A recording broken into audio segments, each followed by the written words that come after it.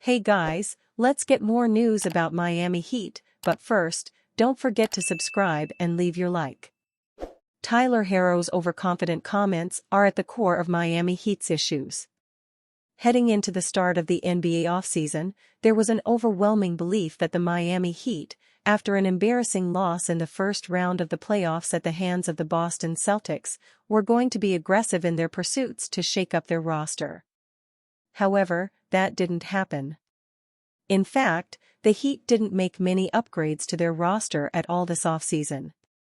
The only handful of additions Miami made to their roster this summer involved drafting 2 players, and bringing in some undrafted players, and signing Alec Burks.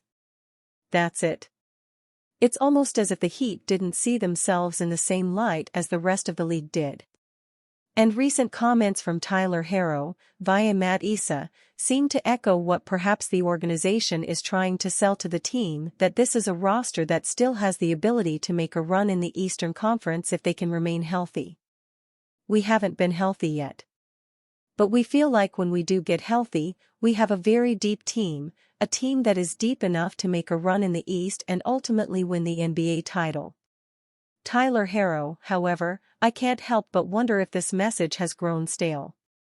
And this could be the Heat's biggest organizational issue: they're living on past success that the team can't return to. The Boston Celtics are head and shoulders better than the Heat on paper, and there's an argument to be made that Miami is probably also listed below the likes of the Milwaukee Bucks, Philadelphia 76ers, New York Knicks, Cleveland Cavaliers, Indiana Pacers, and perhaps even the Orlando Magic. If the Heat can remain healthy this season, which might be an impossible task for an injury-prone roster, they are not even a top 4 team in the conference. There's no guarantee the Heat will make the playoffs, let alone compete for a championship. In theory, you want a team to be confident. However, there can come a dangerous point in which a team is no longer just confident. It can come to the point where they become so confident that they lose track of reality.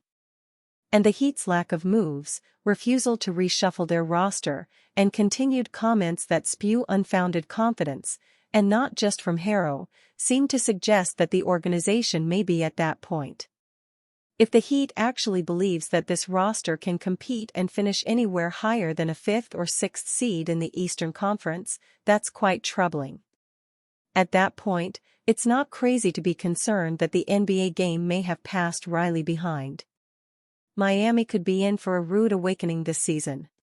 Maybe that's what it will take for this organization to truly take a step back and reevaluate every aspect of the roster. With Father Time bearing down on Jimmy and an extremely flawed supporting cast around him and Bam, it's hard to be encouraged about the Heat heading into the start of the season.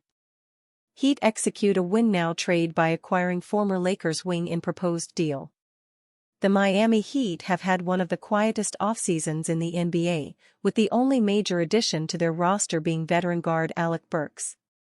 Given how aggressive other teams in the East like the New York Knicks and the Philadelphia 76ers have been, the Heat need to make a major move to keep themselves realistic contenders to unseat the Boston Celtics.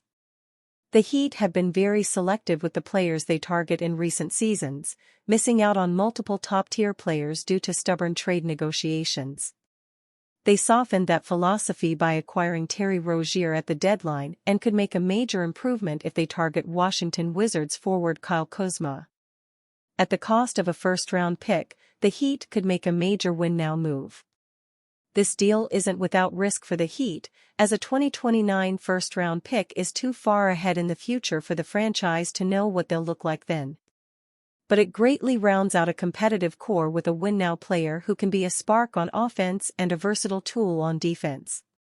The Miami Heat can't rest on the laurels of their current core anymore. They have made 2 NBA Finals appearances in the last 4 years, but that shouldn't be enough for a core that clearly can rise up in playoff matchups. Their lack of regular season solidity has been hurting the franchise, with last season ending in a one-sided first-round exit. Even with Jimmy Butler healthy, the Heat didn't have enough versatile threats to worry the Celtics over 7 games. Kyle Kuzma is a do-it-all forward who was nearly traded to the Mavericks in the winter. But as the Wizards clearly head in a tanking direction, they can send the 29-year-old to an attractive destination like the Heat. He averaged 22.2 points, 6.6 rebounds, and 4.2 assists last season, further polishing his offensive game while being a high-effort defender and rebounder.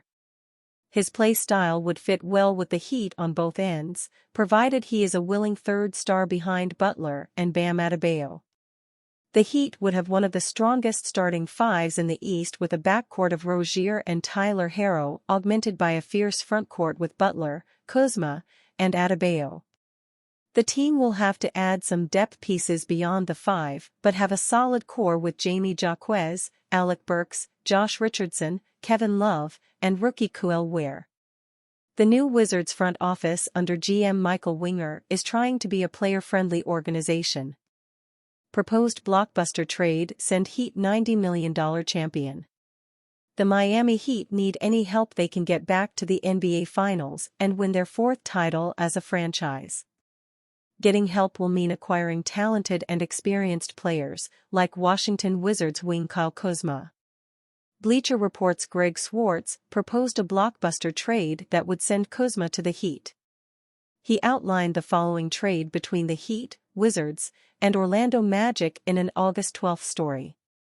Heat receive, Kuzma. Magic receive, Malcolm Brogdon, Josh Richardson, 2026 Lakers second-round pick. Wizards receive, Cole Anthony, Jett Howard, Nikola Jovic, Duncan Robinson, 2029 top 5 protected Heat first-round pick. Swartz then explained why Kuzma would appeal to the Heat.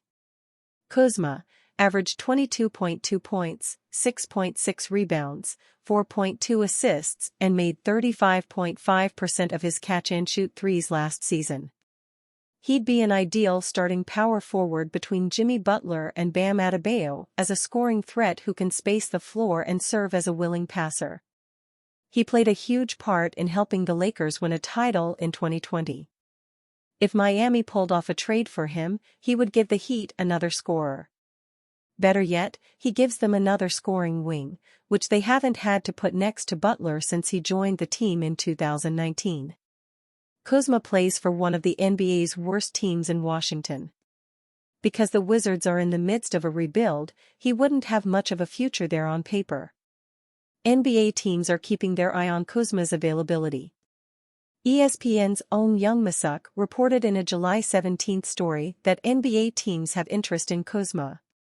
However, the Wizards are not looking to trade Kuzma as soon as possible. There is also interest around the league in forward Kyle Kuzma, but Washington will continue to operate with patience as it looks for young talent and draft picks, Young Masuk wrote. At 29 years old, Kuzma is square in his prime.